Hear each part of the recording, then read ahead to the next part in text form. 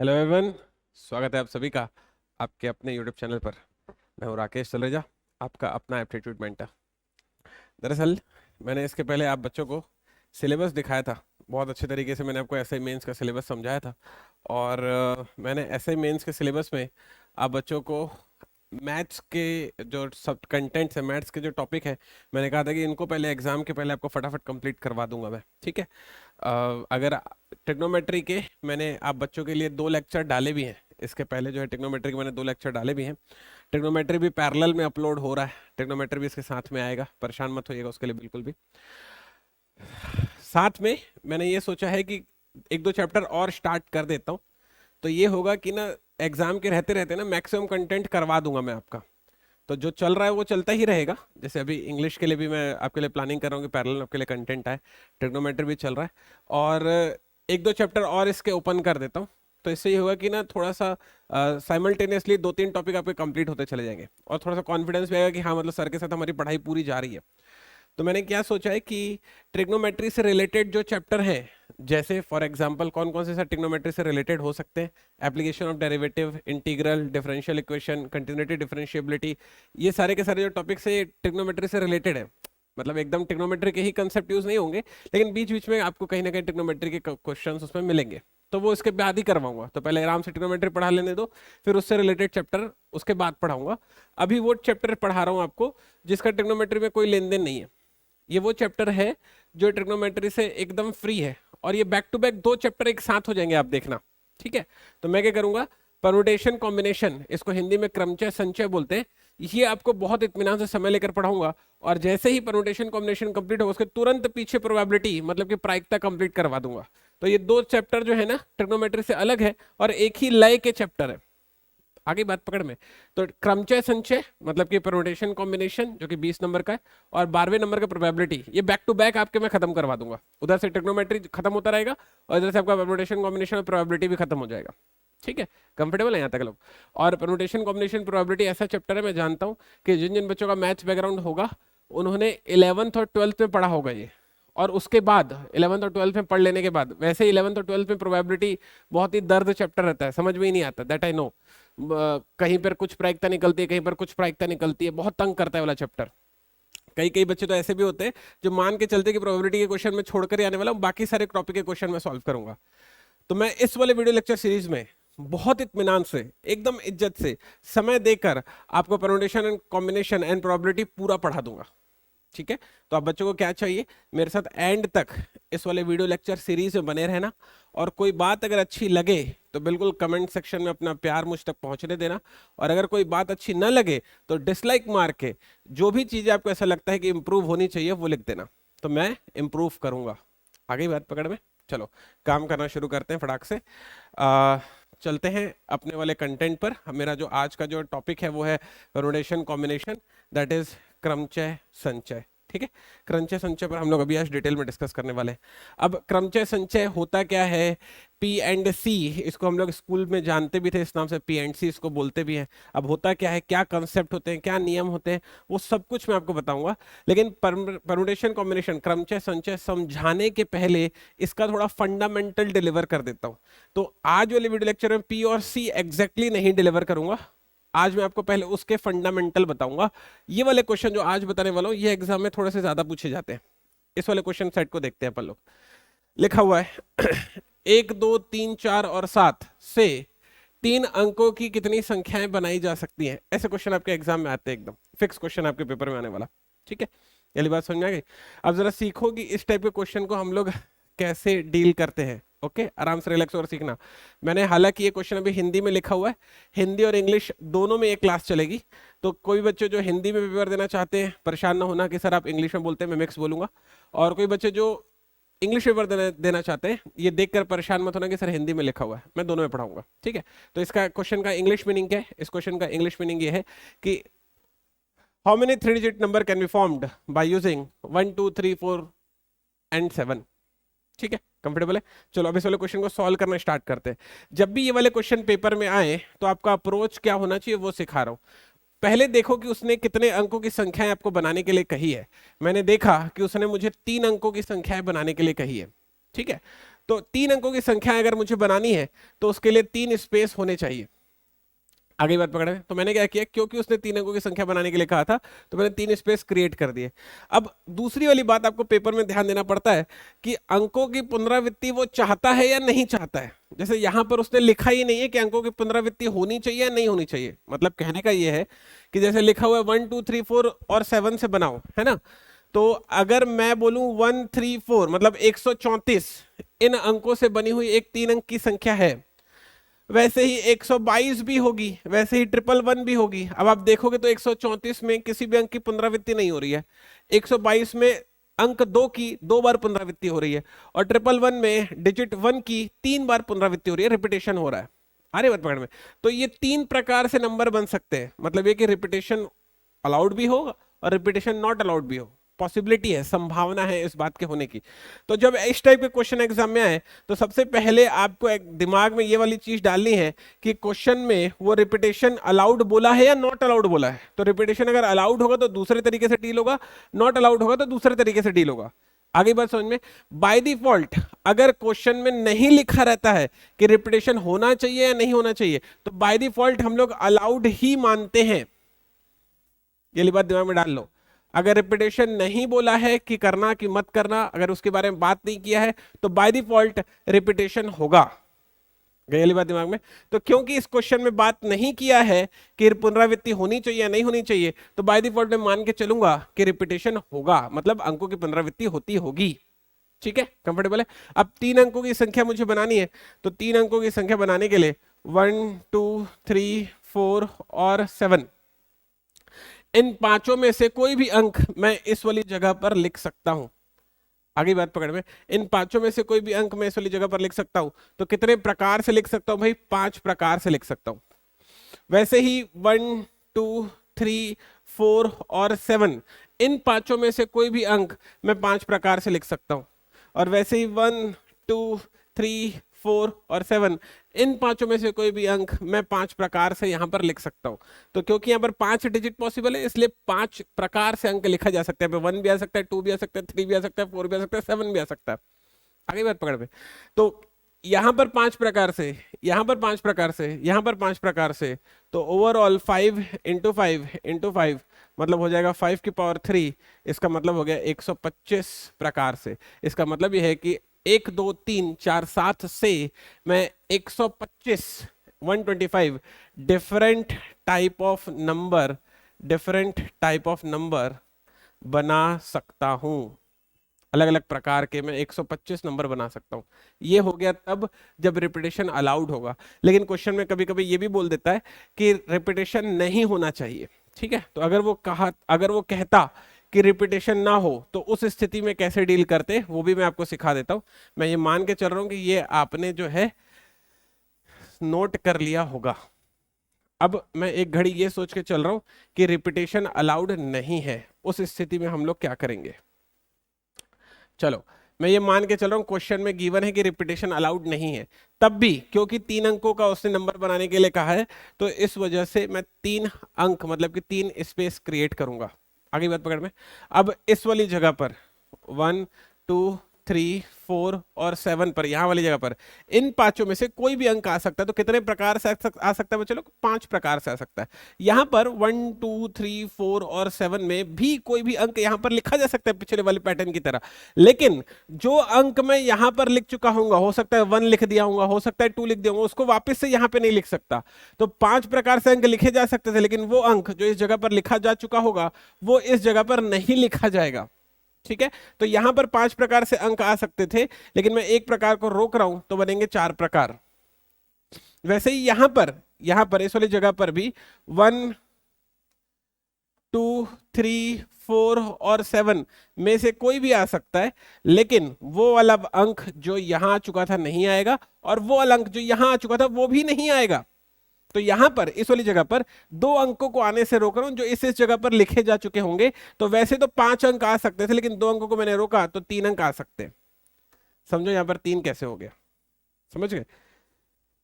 तो अब मेरे पास यहाँ है 3, यहाँ है 4 और यहाँ है 5। जैसे मैं इसके इंटू करूंगा तो 3 4 और 5, तो 4 तिया 12, 12 पंचे 60। तो इसका मतलब ये हुआ कि 60 अंक, 60 अलग अलग अंक से 3 डिजिट के 60 नंबर बनाए जा सकते हैं। पॉइंट है समझ में? मतलब ये है कि 3 अलग अलग नंबर से 60 अंक, 60 नंबर कहने चाहिए, 60 संख्याएं बनाई जा सकती हैं। ठीक है, जिसमें तीनों डिजिट अलग अलग होते होंगे। आगे बात पकड़ो, यहां तक क्लियर है सारे बच्चों को? चलिए आगे बढ़ते, फटाक से चलते हैं नेक्स्ट वाले क्वेश्चन की तरफ। देखते हैं अगला वाला क्वेश्चन क्या कहने की कोशिश कर रहा है। क्वेश्चन कहता है how many 3 digit number can be formed by using 0 1 2 4 7। वही कह रहा है कि 0 1 2 4 7 से 3 अंकों की कितनी संख्याएं बनाई जा सकती है। इतनी बात आपको समझ में आ गई? चलो इसको मैं सॉल्व करना सिखाता हूं आपको, आप जरा रिलैक्स होकर सीखो। आप जरा सीखना, 0 1 2 4 7 से 3 अंकों की कितनी संख्या बनाई जा सकती है। तो क्योंकि उसने 3 अंकों की संख्याएं बोली, इसलिए मैंने 3 स्पेस क्रिएट कर दिया। रिपीटेशन के बारे में कुछ बोला नहीं बोला, इसलिए मैंने रिपीटेशन को अलाउड मान लिया, बाय डिफॉल्ट मान लेते हैं। ठीक है, अब इस वाली बात को समझना, मैं इस वाली जगह पर नोटिस करना जरा, इस वाली जगह पर 0 1 2 4 और 7 इनमें से कोई भी अंक लिख सकता हूं। लेकिन अगर मैंने पहली वाली पोजीशन पर 0 लिख डाला तो उस वाली स्थिति में, जैसे उदाहरण के लिए 0 2 और 4 ऐसे बोला मैंने, तो ये दरअसल भले ही आपको 3 अंक दिख रहे हैं, लेकिन ये जो संख्या है वो 42 है। और 42 कितने अंकों की संख्या होती है? 2 अंकों की संख्या होती है। तो आपको इन छोटी छोटी चीजों का भी ध्यान देना है पेपर में। किस बात का आपको ध्यान देना है? कि भाई क्योंकि हमको जो है 3 डिजिट का नंबर बनाना है, जरा बात को समझना, तो पहला वाला अंक जो है कभी भी 0 नहीं हो सकता। आगे बात समझ में? क्यों 0 नहीं हो सकता सर? क्योंकि अगर पहला अंक 0 हो गया तो वो संख्या 3 अंकों की नहीं 2 अंकों की संख्या रह जाएगी। आगे बात पकड़ में? तो यहां पर कुछ भी आएगा, कुछ भी आएगा, लेकिन 0 नहीं आएगा। ठीक है, यहां पर कुछ भी आएगा लेकिन 0 नहीं आएगा, तो 0 को आने से मैंने रोक दिया यहां पर। तो यहां पर 1 2 4 7 में से कोई भी आ सकता है, तो 4 प्रकार से अंक आ सकते हैं। ठीक है, और इस वाली जगह पर 0 1 2 4 7 में से कोई भी आ सकता है। मतलब कहने का ये कि ठीक है 0 4 2 2 अंकों की संख्या है, लेकिन 4 0 2 तो 3 ही अंकों की संख्या होगी ना, 402 है वो। तो 0 अगर सेकंड वाली पोजीशन पर आता है तो क्या दिक्कत है? यहाँ पर 0 अलाउड होगा। इसका मतलब यह है कि यहाँ पर 5 प्रकार से अंक लिखे जा सकते हैं, इस वजह से यहाँ पे 5 आ गया। इस वाली जगह पर, इस वाली जगह पर 0 1 2 4 और 7 में से कोई भी आ सकता है। और क्योंकि इस जगह पर भी अगर 0 आ गया तो भी चल जाएगा। 420 अगर होता है तो 420 में अगर 0 एंड वाली पोजीशन पर आता है तब भी तो वो 3 अंकों की संख्या है ना, तो यहां पर भी 0 लिखा जा सकता है। मतलब 5 प्रकार से अंक आ सकते हैं। समझो, ये जो मैं व्हाइट कलर में लिख रहा हूं ना बच्चे लोग, ये मैं लिख रहा हूं प्रकार। समझ में आ रही है बात आपको? मतलब कहने का यह है कि 0 1 2 4 और 7 5 प्रकार से अंक यहां पर आ सकते हैं। यहां पर 4 अंक रहते तो मैं 4 प्रकार से बोलता, 6 अंक रहते तो मैं 6 प्रकार से बोलता। समझ गए? अब ये जो भी आया उसका अपन करा देते हैं इनटू। तो 4 इंटू 5 इंटू 5, 5 4 जा 20, 25 जा 100। तो इसका मतलब ये हुआ कि 0 1 2 4 7 से हम लोग 100 अंक बना सकते, 100 संख्याएं बना सकते हैं, 100 संख्याएं बना सकते हैं। समझ गए? आगे समझ में? अब वो वाला भी केस बता दो सर जिसमें रिपीटेशन अलाउड नहीं होता होगा। ये तो रिपीटेशन अलाउड वाला केस हो गया, मैं ये मान के चल रहा हूँ बच्चों ने इसे नोट कर लिया होगा। अब इसे समझते हैं कि रिपीटेशन नॉट अलाउड वाले केस में क्या होता है। अब इसे समझते हैं कि रिपीटेशन नॉट अलाउड वाले केस में क्या होता है। जरा समझना, अगर रिपीटेशन अलाउड नहीं है, उसने बोला रहता, तब मैं क्या करता, सीखना जरा। क्योंकि उसे 3 डिजिट के अंक बनाने बोले, इसलिए मैंने 3 स्पेस क्रिएट करवा दिए। ठीक है, इस वाली जगह पर 0 1 2 4 और 7 में से कोई भी आ सकता है, लेकिन कौन नहीं लिखूंगा? 0 नहीं लिखूंगा। क्यों नहीं लिखेंगे सर अब 0? अगर भाई पहली वाली पोजीशन पर 0 आ जाएगा तो उस वाली स्थिति में वो संख्या 2 डिजिट की रह जाएगी ना। आगे बात पकड़ में? तो यहां पर 5 प्रकार से आ सकते थे, लेकिन अभी 4 प्रकार से आएंगे। ठीक है, इस वाली जगह पर 0 1 2 4 7 इनमें से कोई भी आ जाएगा, कोई भी आ सकता है। लेकिन इस बात को ध्यान रखना कि जो संख्या आप यहां पर लिख चुके होगे वो यहां पर नहीं लिखोगे। आगे बात पकड़ में? अब वो कोई भी संख्या हो सकती है। जैसे मान लिया 0 तो वहां नहीं लिखोगे, जैसे मान लिया यहां 1 लिख दिया तो यहां से 1 हटा दो। जैसे मान लिया 2 लिख दिया तो यहां से 2 हटा दो। जैसे मान लिया 4 लिख दिया तो 4 हटा दो। जैसे 7 लिख दिया तो 7 हटा दो। सीना आपको समझ में? तो वो कोई भी संख्या जो अब यहां पर लिख चुके होगे यहां पर वो नहीं आ सकती। ठीक है, कंफर्टेबल है। जीरो तो आप वैसे भी वहां पे नहीं लिख रहे थे, तो यहां पर 5 प्रकार से अंक आ सकते थे, लेकिन एक अंक को आप आने से रोक रहे हो, तो यहां पर बचेंगे 4 प्रकार से। यहां पर भी 0, 1, 2, 4 और 7 में से कोई भी अंक आ सकता है, लेकिन वो अंक जो यहां लिखा गया हो नहीं आएगा, और वो अंक जो यहां लिखा गया हो नहीं आएगा। तो मैं 5 अंकों में 2 अंकों को रोक रहा हूं, तो यहां पर बचेंगे 3 अंक। ठीक है, तो ये हो जाएगा 4 इंटू 4 इंटू 3। ठीक है, 4 चौक 16, 16 तिया 48। इसका मतलब ये है कि 0, 1, 2, 4, 7 से 3 अंकों की 48 संख्याएं बनाई जा सकती हैं जिनमें अंकों की पुनरावृत्ति नहीं होती होगी। समझ रहे हो कंसेप्ट? मैं मानता हूँ इस वाली बात को कि कंसेप्ट हम बच्चों के लिए थोड़ा नया है और थोड़ा सा स्वीकार करने में हो सकता है कष्ट भी हो रहा हो, लेकिन इसके क्वेश्चन आपके एग्जाम में फॉर श्योर आएंगे, तो बहुत अच्छे से सीख लीजिए। चलते हैं नेक्स्ट वाले क्वेश्चन की तरफ। अगला वाला क्वेश्चन क्या कहता है? How many 3 digit number can be formed by using 1 2 3 sorry 1 3 4 5 6। अब यहां पर ना क्या करता हूं, इस क्वेश्चन को थोड़ा सा अच्छा कर देता हूं। How many 3 digit odd number कर देता हूं यहां पर। चलो अब ये थोड़ा क्वेश्चन अच्छा हो गया, क्योंकि वही क्वेश्चन रिपीट हो रहा था। मैंने क्या किया, एक कंडीशन डाल दी। मैंने कह दिया कि भाई 3 अंकों की संख्या बनाना, लेकिन वो कैसी होनी चाहिए? विषम होनी चाहिए। तो ये क्वेश्चन हिंदी में अगर बोलूंगा तो कैसे बोलूंगा, जरा समझ लेना हिंदी वाले बच्चे लोग। 1 3 4 5 सॉरी 1 3 4 5 6 से 3 अंकों की कितनी विषम संख्याएं बनाई जा सकती हैं, ये है वो क्वेश्चन। ठीक है, अब मुझे क्या करना है, मुझे ना बच्चे लोग 3 अंकों की ना विषम संख्या बनानी है। इसमें पहले आपको नोटिस करना पड़ेगा रिपीटेशन अलाउड है या नॉट अलाउड है। अगर नहीं पता है, क्वेश्चन में लिखा नहीं है, तो बाय डिफॉल्ट हम लोग अलाउड मानते हैं। तो एक बार रिपीटेशन अलाउड मानकर क्वेश्चन को सॉल्व करके बताता हूं। ठीक है, अब समझो जरा क्वेश्चन की कंडीशन क्या है। क्वेश्चन की कंडीशन ये है कि मेरे को जो संख्या है ना वो विषम चाहिए। आपको पहले समझना पड़ेगा कि कोई भी संख्या विषम कब होती है। कोई भी संख्या सिर्फ और सिर्फ विषम तब होती है जब उसके इकाई का अंक विषम हो जाता है। एग्री करते हो सारी बात को? कोई भी संख्या विषम तब होगी जब उसके इकाई का अंक विषम हो जाएगा। ठीक है, इकाई का अंक विषम होना चाहिए। 1 3 4 5 6 1 3 4 5 6 में से कोई भी लिख सकता था मैं, लेकिन क्योंकि मुझे ओवरऑल संख्या विषम चाहिए, तो सम वाली को उड़ा दो यहां से। तो कितनी बच गई? 1 3 और 5। इसका मतलब इकाई वाले स्थान पर, यूनिट वाली प्लेस पर 3 प्रकार से संख्याएं लिखी जा सकती है, इसलिए मैंने यहां पे 3 लिखा है। यहां पर तो 1 3 4 5 और 6 में से कोई भी आ सकता है। रिपीटेशन भी अलाउड है, 3 खुद भी आ सकता है, जो मन है उसको डाल दो, तो 5 प्रकार से हो गया। यहां पर भी 1 3 4 5 6 में से कोई भी आ सकता है, मतलब ये 5 प्रकार हो गया। 55 25 25 दिया हो गया 75। तो 3 अंकों की 75 विषम संख्याएं बनाई जा सकती है। ठीक है, आइडिया एक्सेप्टेड है? यहां तक कंफर्टेबल है? चलिए, मैं मान के चल रहा हूँ कि यहाँ तक आप बच्चों को क्लियर हो चुका होगा। एक और बार, हालांकि क्वेश्चन सॉल्व हो चुका है, एक और बार रिपीटेशन नॉट अलाउड वाला केस भी बता देता हूँ। ठीक है, रिपीटेशन नॉट अलाउड वाला केस भी बता देता हूँ इसमें। तो क्या होगा कि फिर ये आपको ना रिपीटेशन नॉट अलाउड वाला केस भी बहुत अच्छे से समझ में आ जाएगा, क्योंकि एग्जाम में ना बच्चों लोग कोई भी केस पूछा जा सकता है, उसका मन होता है वो चाहे रिपीटेशन वाला पूछे चाहे विदाउट रिपीटेशन वाला पूछे, हमको अपने कंसेप्ट के साथ हमेशा रेडी रहना चाहिए। देखो इस वाली बात को समझो।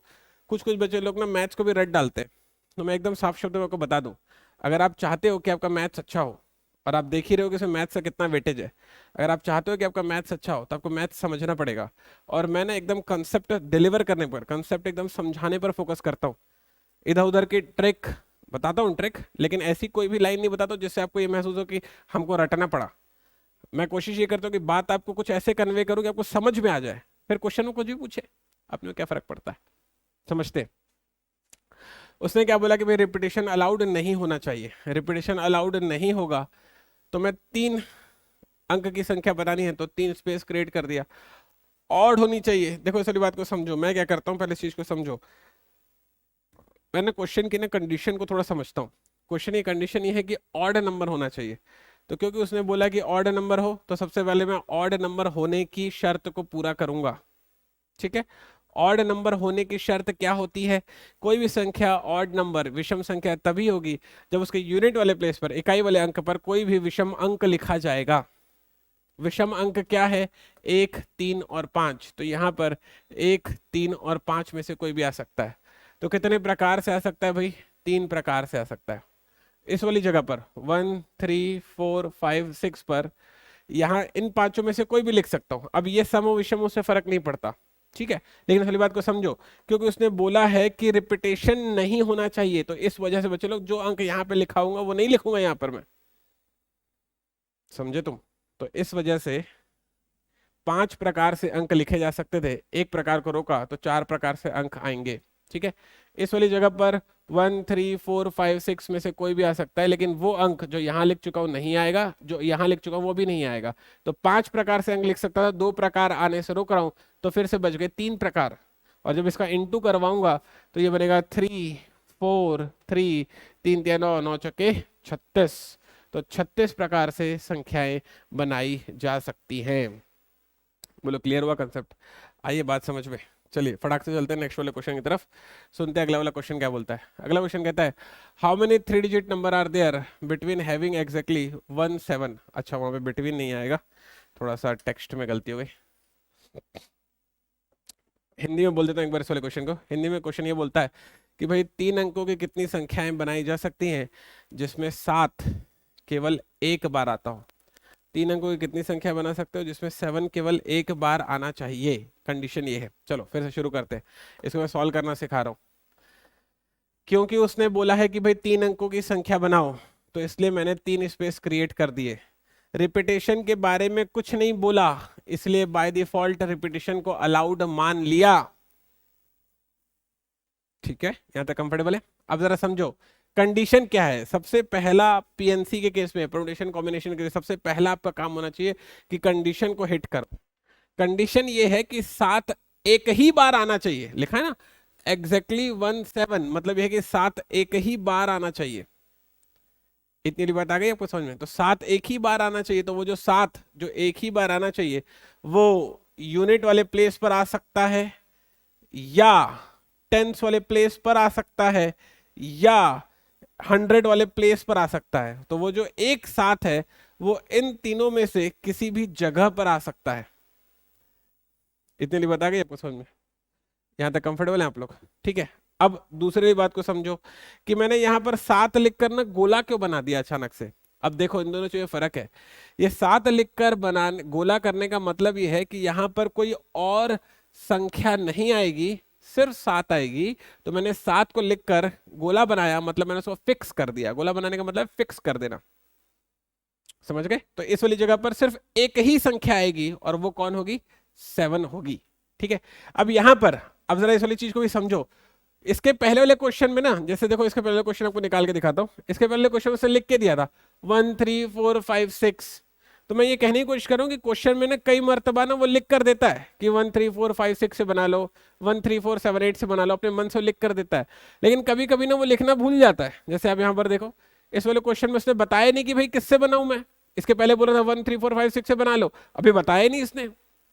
तो कभी कभी वो बताता है, कभी कभी वो बताना भूल जाता है। तो अगर मान लिया किसी क्वेश्चन में, समझना इस वाली बात को, उसने ये बताना भूल गया कि कौन से वाले अंक से आप बनाएंगे, तो बाय डिफॉल्ट अंक की जो रेंज होती है वो 0 से 9 तक की होती है। तो बाय डिफॉल्ट 0 से लेकर 9 तक के सभी अंक हम लोग स्वीकार करेंगे।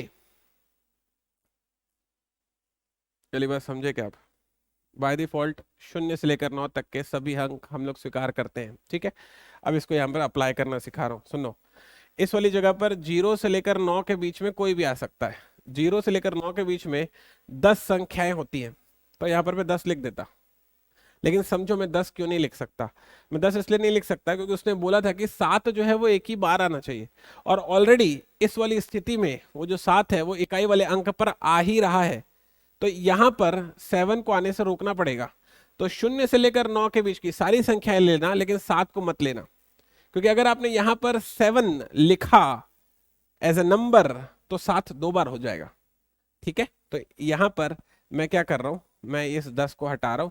हालांकि 0 से लेकर 9 के बीच में 10 अंक होते हैं, लेकिन मैं 7 को आने से रोक रहा हूं, तो ये होंगे 9 अंक। ठीक है, फिर से वैसे 0 से लेकर 9 के बीच में 10 अंक होते हैं, 0 को भी रोका, 7 को भी रोका। ठीक है, तो यहां पर मेरे पास बचे 8 अंक, क्योंकि 2 अंकों को रोका हूं ना मैं।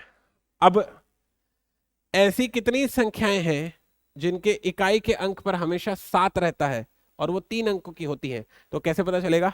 8 गुणा 9, ये रहा 8, ये रहा 9। अब यहां पर समझना मैं 1 लिख रहा हूं, ये 7 नहीं लिख रहा हूं, क्यों? क्योंकि वहां पर 7 लिखकर गोला करने का मतलब था कि वहां पर 7 एज नंबर गया है, समझ रहे हो? तो वहां पर 7 एज नंबर गया है। तो उस वाली स्थिति में समझना कि वो एक ही तो होता है ना, 7 एक ही प्रकार से वहां पर लिख सकते हो ना। तो यहाँ पे मैं हमेशा प्रकार लिखता हूँ। यहाँ पे 8 प्रकार से अंक आ सकते हैं, 9 प्रकार से अंक आ सकते हैं, यहाँ पर एक ही प्रकार से अंक आएगा जो कि 7 होगा, ऐसा। तो इसका मतलब ये हुआ कि 3 अंकों के कुल 72 अंक बनाए जा सकते हैं, जिसके इकाई वाले स्थान पर हमेशा 7 होता होगा, ऐसी बात है इसकी। वैसे इसको जब मैं सॉल्व करूंगा तो 0 से 9 के बीच में कोई भी आ सकता है, लेकिन कौन नहीं आएगा? 7 नहीं आएगा। क्यों सर? क्योंकि ऑलरेडी 7 टेंस वाले प्लेस पर आ रहा है इस वाली स्थिति में, है ना। तो यहां पर फिर मेरे लिए कितने बचेंगे? फिर से वही 9। यहां पर भी 0 से 9 के बीच में कोई भी आ सकता है, 7 नहीं आएगा और 0 भी नहीं आएगा। तो कितने बचेंगे भाई? 8। 8 नहीं है, कितना हो गया? 72, ऐसा। इस वाली जगह पर, इस वाली जगह पर भाई 0 से 9 के बीच में कोई भी आ सकता है, ठीक है। कौन नहीं आएगा? 7 नहीं आएगा, बस। तो ये हो जाएगा 9। यहाँ भी 0 से 9 के बीच में कोई भी आ सकता है, कौन नहीं आएगा? 7 नहीं आएगा, तो ये भी हो गया 9। तो यहाँ पर जाएगा 1 गुणा 9 गुणा 9, तो 9 नहीं हो गया 81। सीखो जरा इस वाली चीज को मैंने कैसे किया है। तो जब मैं इसको जोड़ता हूँ, ये पहला प्रकार था, ये दूसरा प्रकार है और ये तीसरा प्रकार है। जब मैं तीनों को जोड़ता हूँ, 2 2 4 और 1 5, 7 7 14 और 21 और 1 हो गया 22। तो मतलब ये है कि जो अंक है वो 225 प्रकार से आ सकते हैं। मतलब कुल 225 प्रकार से अंक बनाए जा सकते हैं, कुल 225 संख्याएं बनाई जा सकती है, आई एम सॉरी, कुल 225 संख्याएं बनाई जा सकती हैं, जिनमें हमेशा 7 एक बार आता होगा। वो इकाई के अंक पर हो सकता होगा, वो दहाई के अंक पर हो सकता होगा, या वो सैकड़े के स्थान पर हो सकता होगा। ठीक है, सीखो, ये बहुत इंपॉर्टेंट क्वेश्चन है। पेपर अगर थोड़ा सा लेवल टफ करेगा तो ये वाला क्वेश्चन आपसे जरूर पूछेगा। अच्छा क्वेश्चन है, इंपॉर्टेंट क्वेश्चन है, सीख लो इसे। अब इसी टाइप का एक और क्वेश्चन मैं आपको प्रैक्टिस करवाता हूँ। अब बच्चे लोग इत्मीनान से इसी टाइप का एक और क्वेश्चन मुझसे सॉल्व करना सीखिए, ठीक है। देखो यहाँ पर वो क्या बोल रहा है, एग्जैक्टली 2 7, 2 7 होने चाहिए। अब 2 7 अगर होने हैं तो क्योंकि 3 अंकों की संख्या बोल रहा है, इसलिए 3 स्पेस क्रिएट कर दिया। 2 7 अगर होने हैं तो वो 2 7 इन दोनों में से किसी जगह पर, या इन दोनों में से किसी जगह पर, या इन दोनों में से किसी जगह पर, इनमें तीनों में से वो कहीं पर भी आ सकते हैं। आगे बात पकड़ में, यहाँ तक ओके हम पर लोग? तो फिर से सीखना, यहाँ और यहाँ पर तो 7 सर्कल कर दिया, मतलब फिक्स हो चुका है कि इन दोनों जगह पर सिर्फ एक ही प्रकार से अंक आएगा और वो कौन होगा? 7 ही होगा। लेकिन यहाँ पर 0 से 9 के बीच में कोई भी आ सकता है और 0 नहीं आएगा। आगे बात पकड़ में? तो इसका मतलब ये हुआ कि 9 प्रकार से अंक आ सकते हैं यहाँ पर। अच्छा एक पॉइंट ये भी तो है, गड़बड़ हो गया, मेरा हाथ सही नहीं गया भाई। यहाँ पर 0 नहीं आएगा और क्या नहीं आएगा? 7 भी तो नहीं आएगा ना। क्यों? क्योंकि 7 तो 2 बार उसने बोला था और 2 बार ऑलरेडी मैं ले चुका हूँ। आगे बात पकड़ में? तो यहाँ पर जो है 0 भी नहीं आएगा, 7 भी नहीं आएगा। तो यहाँ पर 8 प्रकार से होगा। 0 से 9 के बीच में 10 अंक होते हैं, 0 और 7 दोनों को आने से रोक दिया मैंने। यहाँ पर 0 और 9 के बीच में कोई भी आ सकता है, लेकिन 7 आने से रोक रहा हूँ, ठीक है। तो यहाँ पर 10 अंक होते हैं, एक को आने से रोका तो 9 हो गया।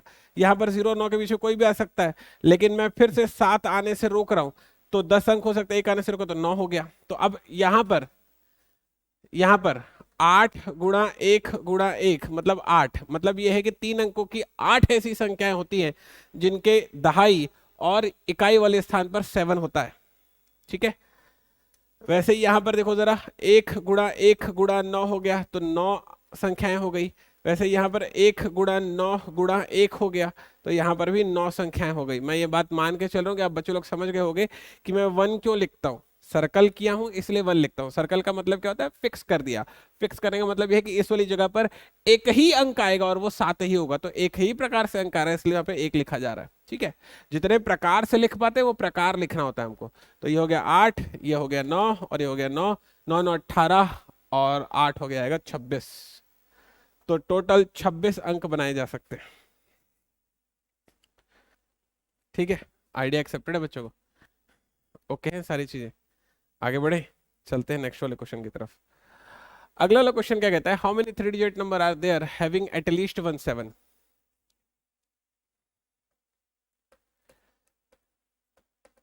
सुनते हैं, वो ये कहने की कोशिश कर रहा है कि 3 अंकों की आप कितनी संख्याएं बना सकते हैं जिसमें कम से कम एक बार 7 आता होगा। कम से कम मुझे एक बार 7 चाहिए। अब कम से कम एक बार 7 का मतलब ये है कि एक बार तो आना ही चाहिए, 2 बार आ गया तो भी चल गया, 3 के 3 बार 7 आ गया तब भी चल जाएगा, लेकिन एक बार तो 7 चाहिए ही चाहिए। आ गई बात पकड़ में? तो इस वाले क्वेश्चन को सॉल्व करने का एक तरीका तो ये है, जरा बात को समझो, क्योंकि उसने बोला है कि भाई एटलीस्ट 1 7 चाहिए, है ना, कम से कम एक साथ चाहिए। तो उसका मतलब क्या हो सकता है कि अगर एग्जैक्टली एक बार 7 रहा तो ये वाला केस वैलिड होगा, अगर 2 बार भी 7 आ गया तो भी चल जाएगा, और अगर तीनों के तीनों 7 आ गए, अगर तीनों के तीनों 7 आ गए तब तो बल्ले बल्ले। कम से कम एक बार 7 आना चाहिए का मतलब ये हुआ ना कि एक बार तो आना ही चाहिए, 2 बार आ गया तब भी चलेगा, और तीनों के तीनों अगर 7 हो गए तो भी चल जाएगा। एग्री करते हो इस वाली बात को? अब जरा इस वाली चीज को समझना तुम, एग्जैक्टली एक बार 7 आने का केस अभी अभी मैंने आपके साथ सॉल्व किया है, ये रहा वो, ये रहा, ये एग्जैक्टली 1 7 वाला ही केस है, जिसमें कितने संख्याएं मैंने बनाई थी, 225 संख्याएं मैंने बनाई थी। तो जरा समझना, यहां पर ना 225 लिखा जाएगा। इस वाले केस में एग्जैक्टली 2 7 वाला केस है, इसमें मैंने कितनी संख्या बनाई थी, 26 संख्याएं मैंने बनाई थी। तो यहां पर 9 9 18 और 8 26, ठीक है, यहां पर टोटल 26 संख्याएं आ सकती हैं। और ऑल 3 7, सोचो 3 अंकों का ऐसा कोई अंक, ऐसा कोई संख्या, सोचो 3 अंकों की ऐसी कोई संख्या जिसमें तीनों 7 होते हैं, जिसमें तीनों अंक 7 होते हैं, वो कौन सी संख्या होती है? सोचो इस वाली चीज को, आप खुद सोच सकते हो। वो संख्या कोई और नहीं 777 होती है, मतलब एक ही संख्या है दुनिया में ऐसी, तो इसलिए यहां पर लिख दिया 1, जिसमें तीनों 7 होते हैं। तो जब मैं इसको ऐड करता हूं तो ये हो जाएगा 25 25 50, और एक हो जाएगा 51, और एक हो गया 52, तो आ गया 252। तो कुल 252 संख्याएं बनाई जा सकती हैं 3 अंकों की, जिसमें कम से कम एक बार 7 आता होगा। मैं मान के चल रहा हूं कि आप बच्चों को ये वाला भी कंसेप्ट समझ में आ गया होगा। फटाक से चलते हैं नेक्स्ट वाले क्वेश्चन की तरफ। कहता है भिन्न भिन्न अंकों से 9 अंकों की कितनी संख्याएं बनाई जा सकती हैं? चलो भाई इसको एक बार सॉल्व कर देते हैं। अब जरा समझो, पेपर में इस वाले क्वेश्चन के आने की संभावना सबसे ज्यादा है, बहुत इंपॉर्टेंट क्वेश्चन है, क्योंकि इसमें हमेशा बच्चे लोग गलती करते हैं। समझो जरा, उसने क्या बोला, उसने ये बोला कि आपको 9 अंकों की संख्याएं बनानी है। आगे बात पकड़ में, 9 अंकों की संख्याएं बनानी है, इसलिए मैंने 9 स्पेस क्रिएट किए, 1 2 3 4 5 6 7 8 9, ठीक है, 9 अंकों की संख्याएं बनानी है, इसलिए मैंने 9 स्पेस को क्रिएट कर दिया, 9 स्पेस बना दिए मैंने, ठीक है। अब दूसरी बात सुनना, उसने साफ साफ लिखा है भिन्न भिन्न अंकों से, उसने साफ साफ लिखा है भिन्न भिन्न अंकों से ही मुझे बनाना है। अब इस वाली चीज को आप समझो कि आपको भिन्न भिन्न अंकों से बनाना है, इसका मतलब ये है कि रिपीटेशन अलाउड नहीं होता होगा। स्वीकार करते हो? अब उसने कुछ बोल के दिया क्या कि भाई ये वाले अंक लेना वो वाले मत लेना, क्योंकि उसने बोला ही नहीं कि कौन से अंक लेना कौन से नहीं लेना।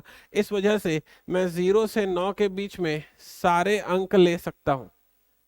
एग्री करते हैं आप लोग? 0 से 9 के बीच में सारे अंक मैं ले सकता हूं, ठीक है, याद ओके बोलो। तो इस वाली जगह पर 0 से 9 के बीच में कोई भी आएगा, लेकिन 0 नहीं आएगा। इसके पहले मैंने सिखाया था कि अगर आपने पहले वाली जगह पर 0 लगा दिया तो वो जो संख्या है वो 9 अंकों की नहीं 8 अंकों की रह जाएगी।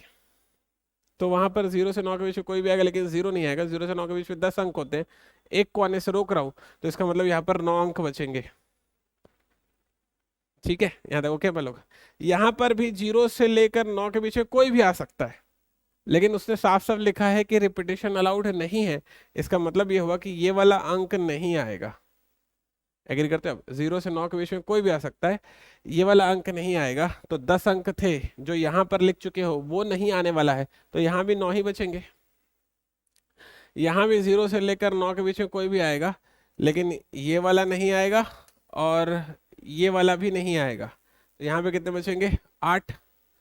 0 से लेकर 9 के बीच में कोई भी आ सकता है, वैसे ही यहाँ वाला नहीं, यहाँ वाला नहीं और यहाँ वाला नहीं, तो कितने बचेंगे? 7। 0 से लेकर 9 के बीच में कोई भी आएगा तो 6, वैसे ही कम कम होता जाएगा। फिर यहाँ पे 5 4 3 2 इस तरीके से सीन बनेगा। अब होगा क्या, अब ना दरअसल इन सारे संख्याओं का गुणा होगा। सॉल्व करने के लिए मेरे को इन सारी संख्याओं को गुणा करना पड़ेगा। तो जब मैं गुणा करूंगा तो कैसे गुणा होगा, 9 गुणा 8 7 6 5 4 3 और 2। अब ना हो सकता है आपने इसके पहले कभी सुना हो, नहीं सुना होगा तो इस वाले वीडियो लेक्चर सीरीज में बने रहना, मैं आगे आपको सुनाऊंगा आकर ये वाली चीज। हम लोग ना इसे जो है ना, इसे इसे 9 फैक्टोरियल बोल सकते हैं, इसे हम लोग 9 फैक्टोरियल बोल सकते हैं। हो सकता है बच्चों ने आपने सुना होगा, जिन्होंने ये वाली चीज नहीं सुनी होगी थोड़ा सा पेशेंस रखिएगा, इस वाले वीडियो सीरीज में बने रहिएगा, आने वाले समय में समझ में आ जाएगा कि ये फैक्टोरियल क्या होता है। ठीक है, और पहले से यहाँ पे 9 लिखा हुआ है तो ये हो जाएगा 9 इंटू 9 फैक्टोरियल, ये इसका जो है सही जवाब है एकदम। ठीक है, आइडिया एक्सेप्टेड है सारे बच्चों को। चलिए आगे बढ़ते हैं। नेक्स्ट है, एक अंकीय अभाज्य संख्या से 3 अंकों की कितनी संख्याएं बनाई जा सकती हैं। अब जरा इस वाली चीज को सीखो तो बच्चे लोग, चलो जरा फटाक से सीखो। उसने क्या बोला कि एक अंकीय अभाज्य संख्या से, अब आपको पहले समझना पड़ेगा, इंग्लिश में अगर क्वेश्चन बोल देता हूं कि how many 3 digit number can be formed by using prime number. तो आपको पहले समझना पड़ेगा कि अभाज्य संख्या, प्राइम नंबर क्या होते हैं, इतना जरा समझना। प्राइम नंबर, अभाज्य संख्या, डेफिनेशन बता रहा हूं, the number which are divisible by 1 और इटसेल्फ, वह संख्याएं जो या तो 1 से विभाजित हो या स्वयं से विभाजित हो, उन्हें प्राइम नंबर या अभाज्य संख्या कहा जाता है। कहने का मतलब क्या है सर आपका, जरा इस वाली चीज को समझो।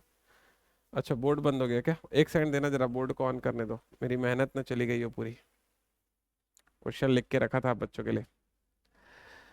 बोर्ड ऑन होने दो, एक सेकंड रुको जरा। अभाज्य संख्या प्राइम नंबर की डेफिनेशन समझ में आ गई है। अभाज्य संख्या प्राइम नंबर की डेफिनेशन होती है the number which are divisible by 1 और itself is known as prime number.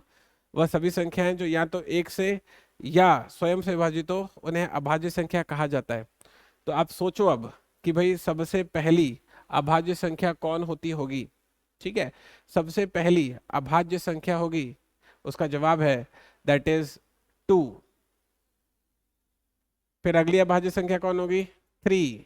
फिर अगली कौन होगी, अगली होगी 5। फिर अगली कौन होगी, अगली होगी 7। इस तरीके से समझ रहे अपन लोग। तो मैं क्या कहने की कोशिश कर रहा हूं, समझ लो। प्राइम नंबर बहुत ही इंपॉर्टेंट है आप बच्चों का समझना, जरा सीख लो इसे। प्राइम नंबर या फिर अभाज्य संख्या क्या होती है, एक बार रिलैक्स होकर इसे समझ लीजिए भैया आप लोगों से। ठीक है, इंपॉर्टेंट है ये, पेपर में प्राइम नंबर पर हमेशा क्वेश्चन पूछे जाते हैं। ठीक है, वो सारी संख्याएं जो स्वयं से या 1 से विभाजित हो। तो कई कई बच्चे लोग क्या करते हैं, पहला वाला अभाज्य संख्या जो है 1 ही मान लेते हैं। 1 न प्राइम है न कंपोजिट है। देखो एकदम लिख कर काटा है मैंने और आपको एकदम साफ शब्दों में निर्देश दिए हैं। 1 is neither prime, 1 is neither prime nor composite. 1 is neither prime nor composite. 1 न तो प्राइम है, मतलब न तो अभाज्य है न ही भाज्य है। ठीक है, तो पहली पहली जो अभाज्य संख्या होती है वो होती है 2।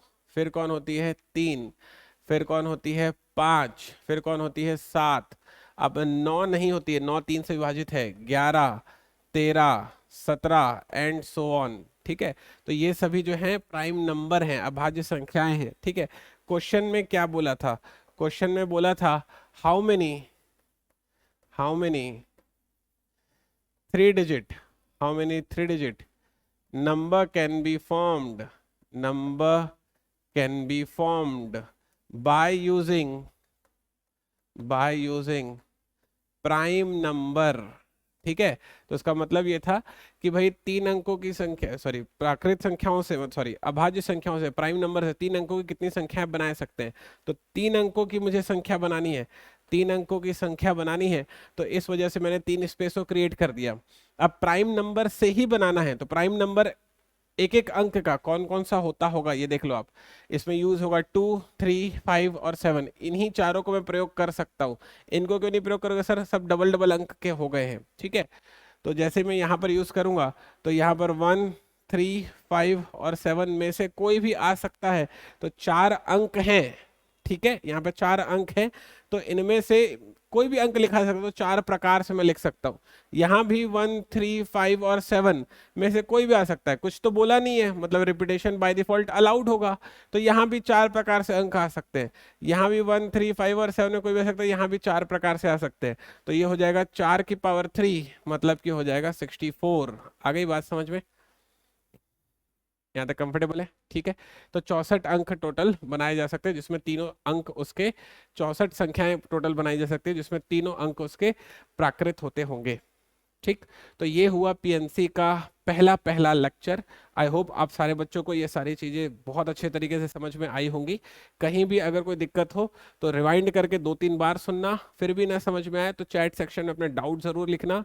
कुछ बेहतर लगा हो कि हाँ सर से हम लोग इस वाले लेक्चर में कुछ सीख कर गए, तो अपना जो प्यार है, अपनी जो होप है या अपनी जो उम्मीदें हैं, वो मुझ तक ज़रूर पहुंचने देना।